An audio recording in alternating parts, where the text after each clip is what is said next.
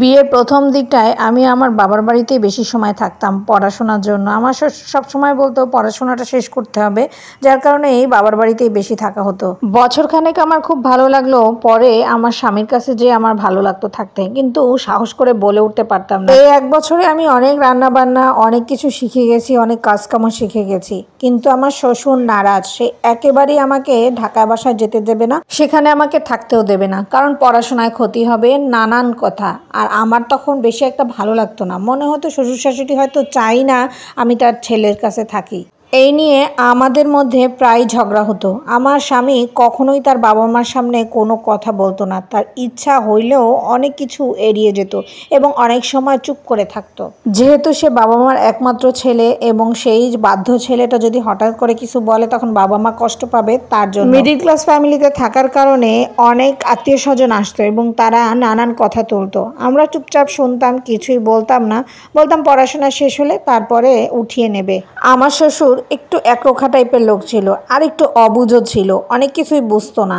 সে তার নিজের জীবনে যা করেছে ঠিক সেইভাবেই আমাদেরকেও চালাতে চাইতো। শাশুড়িও মনে করতো যদি আমি খুলনার বাসা থেকে ঢাকার বাসায় চলে যাই তাহলে হয়তো তার ছেলে আর খুলনায় আসতেই চাইবে না, হয়তো এই জন্যই খুব একটা যেতে দিত না আমাকে। আমি জোর করে ছুটি ছাটা হলেই চলে যেতাম, তারপরেও নানান কথা। যাই হোক, শ্বশুরবাড়ি মানেই টুকটাক কথা হবেই, তবে আমার শ্বশুর শাশুড়ি আমাকে ভীষণ ভালোবাসতো।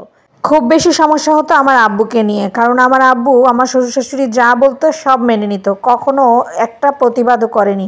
চুপচাপ বলতো তোমার শ্বশুর শাশুড়ি যা বলে তাই মেনে নাও, তোমার ভালো হবে। মাঝে মাঝেও যে নিজের মেয়ের ভালোটা দেখতে হয় সেটা আমার আব্বু কখনোই বুঝতো না। এই নিয়ে আব্বুর সাথে, আম্মুর সাথে, আমার জামাইয়ের সাথে মাঝে মাঝেই আমার কথা কাটাকাটি হতো, কিন্তু তারা কখনোই আমার শ্বশুরের কান পর্যন্ত এই কথাগুলো নিত না। আমি যখন 4th ইয়ারে পড়ি ঠিক তখনই আমি কনসেপ্ট করলাম। আমার আব্বু হঠাৎ করেই 3 মাসের মাথায় স্ট্রোক করলো। আমি সংসারের বড় সন্তান, আমার আম্মু খুবই সহজ সরল মানুষ, এরই মধ্যে এই অবস্থা। কি যে করব, একেবারে অতল সমুদ্রে পড়ে গেলাম আমাদের পুরা ফ্যামিলিটা। এখনো মনে হলে পুরা কাটা শিউরে ওঠে। আমার ভাইটা একেবারেই ছোট, ছোট দুইটা তো আরো ছোট। কি হবে, কিভাবে কি করব, সব মিলিয়ে একেবারে অন্ধকার লাগছিল চারদিকে। এক একটা দিন যাচ্ছে মনে হচ্ছে এক একটা বছর। কিভাবে যে দিনগুলো কেটেছে। তখন আমার বড় মেয়ে যখন কনসেপ্ট করলো, আমার বাসায় বিপদ আর বিপদ, নানান রকমের বিপদ, ছোট বিপদ, বড় বিপদ, মাঝারি বিপদ, আরো অনেক রকম বিপদ। 1 মাস 2 মাস করে আমার আব্বু আস্তে আস্তে অসুস্থ হয়ে যাচ্ছিল, আর সাথে আমাদের বাড়ির কাজও ধরা হয়েছে যাতে করে কাজটা আস্তে আস্তে করে আগানো যায়। এমন সময় আমি কনসেপ্ট করেছি, সব মিলিয়ে চারদিকে এলোমেলো। আমার জামাই, ননদ, শ্বশুর শাশুড়ি সবাই মহা খুশি, আমার আব্বু আম্মুও খুশি, তবে আমাদের এই বিপদে আমরা যেন একটা চাপা কান্না চেপে রেখেছি সব সময়। কেমন একটা অসহ্য যন্ত্রণা, কাউকে বলাও যায় না, সহ্যও করা যায় না। আব্বু দিনে দিনে আরো অসুস্থ হয়ে পড়লো, এভাবেই চলতে থাকলো।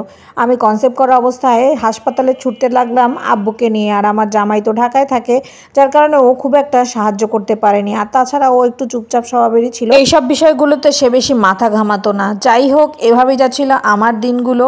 আরও কিছু ঘটনা আপনাদের সাথে শেয়ার করব পরবর্তী ভিডিওতে। সবাই ভালো থাকবেন, সুস্থ থাকবেন, আমার সাথেই থাকবেন। আল্লাহ হাফেজ।